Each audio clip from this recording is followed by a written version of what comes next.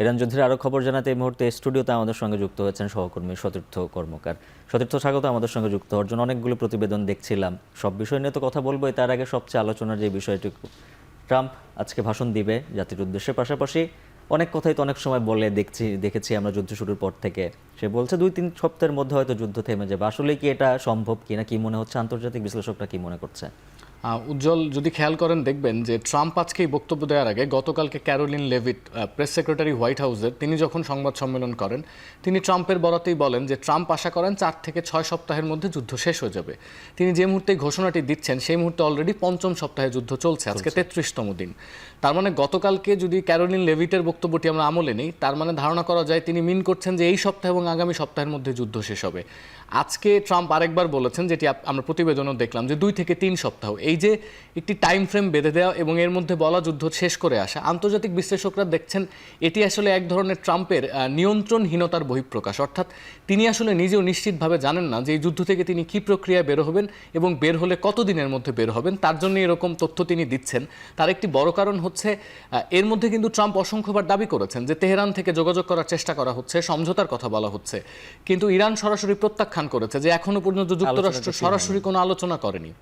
এবার দুই পক্ষের মধ্যে যদি আলোচনা শেষ না হয়, তাহলে সিজ ফায়ার বা অস্ত্রবিরতি যদি হতে হয়, এই আলোচনাটি আসলে কার মধ্য দিয়ে হচ্ছে বা ট্রাম্প আসলে কিসের ভিত্তিতে এই দাবিটি করছেন? বিশ্লেষকরা দেখাচ্ছেন এই মুহূর্তে ট্রাম্প প্রশাসন যেটি বিশ্বাস করে যে তারা যে উদ্দেশ্য নিয়ে ইরানে যুদ্ধ করতে গিয়েছিল, তারা যে কথাগুলো বারবার বলেছে, এই 33 দিনে তার একটিও তারা সফল করতে পারেনি। তারা রেজিম চেঞ্জ করতে পারেনি, তারা প্রজাতন্ত্রের পতন ঘটাতে পারেনি। তারা একবার বলেছিল পরমাণু স্থাপনা ধ্বংস করে দিয়েছে, পরে তারা আবার বলেছে যে সেই স্থাপনা আবার নাকি নতুন করে কার্যক্রম শুরু হয়েছে, সেটি ধ্বংসের কথাও তারা বলেছে। কিন্তু এই 33 দিনে ইরানের কোনো পরমাণু স্থাপনায় নতুন করে হামলা হয়েছে আমরা সে নজিরও তো পাইনি। সুতরাং যে লক্ষ্য নিয়ে আসলে ইনভেট করেছিল যুক্তরাষ্ট্র এবং ইসরায়েল ইরান, সেটি যখন তারা নিজেরাই প্রমাণ দিতে পারছেন না যে কত দিনে তারা এই লক্ষ্যটি পূরণ করবেন, সেই মুহূর্তে আসলে বারবার এই আলোচনাটি আসছে যে যুদ্ধ থেকে তারা বের হয়ে যেতে চান।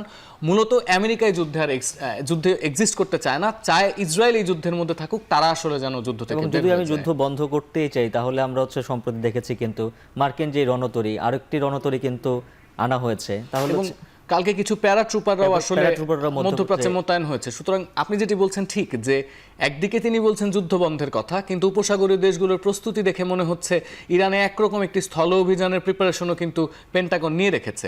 সুতরাং কথা এবং কাজের মধ্যে এই অমিল থেকে এটুকু বিশ্লেষকরা বলছেন যে যুক্তরাষ্ট্র আসলে নিজেরাই নিশ্চিত না যে যুদ্ধটি কিভাবে শেষ হবে, কবে শেষ হবে, যার জন্যই ট্রাম্পকে এরকম 2 সপ্তাহ 4 সপ্তাহের কথা বলতে হচ্ছে। 5 সপ্তাহ প্রায় চলমান। যদি ব্যয়ের দিকে আসি, সম্প্রতি আমরা প্রতিবেদনও দেখেছি যে দায়টা ইরানের উপর চাপানোর চেষ্টা করছেন ট্রাম্প, এবং এর পাশাপাশি হোয়াইট হাউসের যে আসলে যে ইঙ্গিত, খরচ তো বাড়ছে দুপক্ষেরই। এইটা নিয়ে কোন দিকে যাচ্ছে এই খরচের ভার যে বহন, আসলে এই খরচের জন্য পিছু হটবে কিনা যুক্তরাষ্ট্র?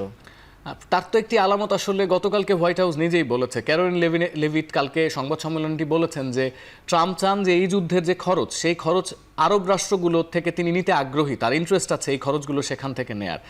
এইবার আমরা একটু আগে প্রতিবেদনও দেখেছি যে প্রতিদিন $1 থেকে $2 বিলিয়ন খরচ হচ্ছে যুক্তরাষ্ট্রের এই যুদ্ধের জন্য। আপনি যদি একটু 1990 সালের গালফ উপসাগরীয় দেশে যে যুদ্ধ হয়েছিল, অর্থাৎ কুয়েত থেকে ইরাককে যখন সরিয়ে আনা হয়, ইরাকের বিরুদ্ধে যুক্তরাষ্ট্র যখন ওখানে হামলা করে, তখনকার প্রেক্ষাপট যদি দেখেন, তখনও যুক্তরাষ্ট্র এই একই ন্যারেটিভে কথা বলেছে যে এই যুদ্ধটি আসলে বিশ্বের শান্তি প্রতিষ্ঠার জন্য তারা করার চেষ্টা করছে এবং সেখানে তাদের ভিন্ন জায়গা থেকে অর্থ আসা দরকার।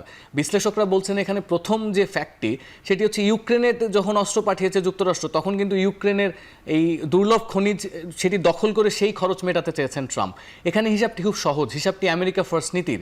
ট্রাম্প চান এই যুদ্ধটি, তিনি মনে করেন এই যুদ্ধটি তিনি মিডল ইস্টের মধ্যপ্রাচ্যের শান্তি প্রতিষ্ঠার জন্য করছেন, কিন্তু সেই টাকাটা আসলে আমেরিকান ট্যাক্স পেয়াররা কেন দেবেন? সেই টাকাটা দেবে মধ্যপ্রাচ্যের যে 9টি দেশ, যে 11টি দেশ আমেরিকার মিত্র দেশ, যাদের অর্থ আছে, তারাই অর্থ বহন করবেন। এবং ট্রাম্প এই জায়গায় আসলে একটি কথা বলা হয় যে যুদ্ধের ক্ষেত্রে বার্ডেন শেয়ারিং। এখানে বার্ডেনটি কোন জায়গায়?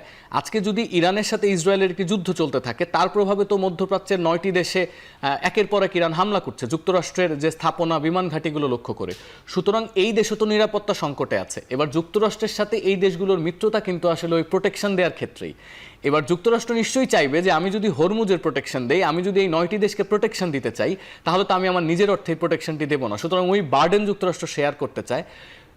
অনেকটি বিষয়টি এরকমই যে আসলে খরচ কমানো যেমন একটি বিষয়, দ্বিতীয়ত যুক্তরাষ্ট্র নিজেও মনে করে যে এই যুদ্ধটি তার একলার যুদ্ধ না, এই যুদ্ধটি এই মিডল ইস্টার্ন ব্লকের যুদ্ধ। সুতরাং আবার তাহলে এই প্রসঙ্গ আসে, যদিও মধ্যপ্রাচ্যের যদি ট্রাম্প মনে করে যে এই যুদ্ধ হচ্ছে মধ্যপ্রাচ্যের আরব দেশগুলো সবার, কিন্তু সেক্ষেত্রে অন্যান্য যুদ্ধ বন্ধ, অন্যান্য দেশগুলো তারাও কিন্তু চাচ্ছে হচ্ছে যুদ্ধ বন্ধ হোক, সংঘাত বন্ধ হোক। পাশাপাশি যে খরচের কথা বলছিলেন, তারাও অন্যান্য দেশও এই খরচ বহন করতে অনিচ্ছুক। এবং সবচেয়ে যেগুলো বিষয় আলোচিত বিষয় হচ্ছে ট্রাম্প চাচ্ছে এখানে, সেক্ষেত্রে হচ্ছে আজকে আমরা এটাও দেখেছি নেতানিয়াহু তিনি বলেছেন আমি এই বিষয়ে হয়ে মধ্যপ্রাচ্যের অন্য দেশগুলো আমরা হচ্ছে আলোচনায় আগ্রহী। যেহেতু হচ্ছে যদি এটা যুক্তরাষ্ট্র ইরানের যুদ্ধ, ইসরায়েল হামলা করছে, সেক্ষেত্রে ইসরায়েলের সাথেও তো অন্যান্য দেশগুলো সুখকর সেরকম সম্পর্ক নেই। সেক্ষেত্রে নেতানিয়াহুর এইখানে যে আলোচনার যে বিষয়গুলো, নেতানিয়াহুর যে ইচ্ছা আকাঙ্ক্ষা, সেটা এই যুদ্ধে প্রতিফলন হবে কিনা আরব দেশগুলোর সঙ্গে আলোচনায়। উজ্জ্বল, আপনি শেষ যে কথাটি বললেন এটি আসলে এই যুদ্ধের মূল অনুষঙ্গ। যে যুদ্ধটিকে আসলে ইউএস ইসরায়েল ইরান যুদ্ধ হিসেবে দেখা হচ্ছে, বিশ্লেষকরা বারবারই বলছেন এই যুদ্ধটি আসলে নেতানিয়াহুর যুদ্ধ, যুক্তরাষ্ট্রকে টেনে আনা হয়েছে। এই যে আমেরিকান প্রেসিডেন্ট বারবার বলছেন যে তিনি যুদ্ধটি 3 সপ্তাহের মধ্যে শেষ করবেন, অন্যদিকে নেতানিয়াহু কিন্তু সরাসরি বলছেন তিনি টাইম ফ্রেম নিয়ে কথা বলবেন না। তিনি বলছেন তার অর্ধেক সাফল্য আমরা অর্জন করেছি। তার একটি বড় কারণ হচ্ছে যখন 2023 সালে যখন অক্টোবরের 7 তারিখে হামাস ইসরায়েলে হামলা করে এবং তারপরে গাজায় যুদ্ধ শুরু হয়, তখন থেকে যদি আপনি প্রেক্ষাপট চিন্তা করেন, এমনকি আপনি গত 40 বছরের প্রেক্ষাপট চিন্তা করেন, ইসরায়েল মুখিয়েছিল ইরান একটি স্থল অভিযান চালানোর জন্য। অর্থাৎ এই যে যুদ্ধটি শুরু হয়েছে, এই যুদ্ধটি জাতিগতভাবে ইসরায়েল চেয়েছিল গত 40 বছর ধরে, ইসরায়েলি গণমাধ্যমে যেটি ফলো করে প্রচার করা হয়েছে।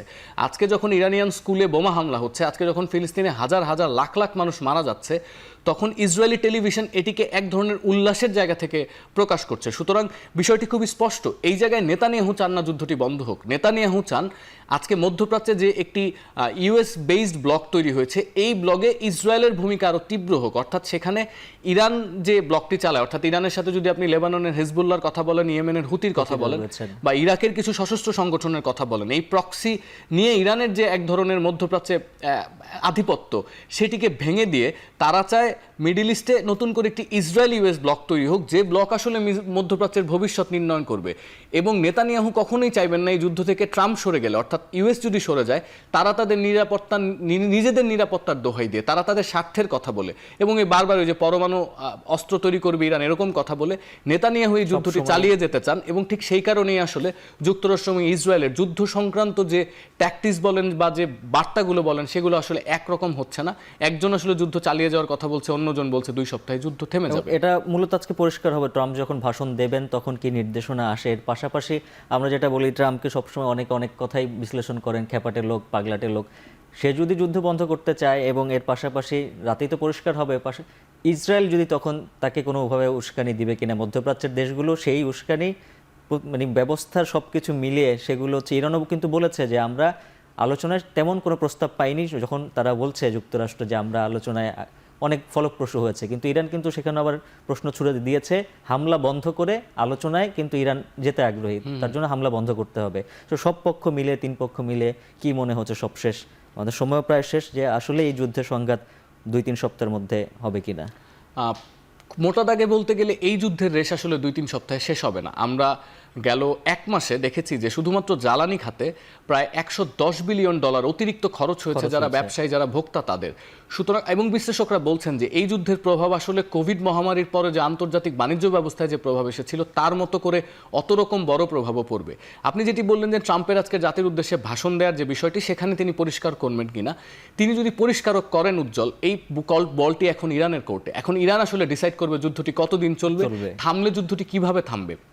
তবে একটি বিষয় খুবই পরিষ্কার, যে যুক্তরাষ্ট্র যে যুদ্ধ থেকে সরে আসতে চায় বা তারা যে আসলে এই যুদ্ধের একটি ইতি টানতে চায়, তাদের নানা পদক্ষেপে বোঝা গেছে। ট্রাম্প বলেছেন যে হরমুজ প্রণালী দিয়ে যুক্তরাষ্ট্র তেল আনবে না, যার তেল আনার দরকার তার প্রোটেকশন সে নিজে দিবে। সুতরাং যুক্তরাষ্ট্র আর হরমুজ প্রণালীতে অন্য মিত্র দেশের জাহাজের প্রোটেকশন নিবে না।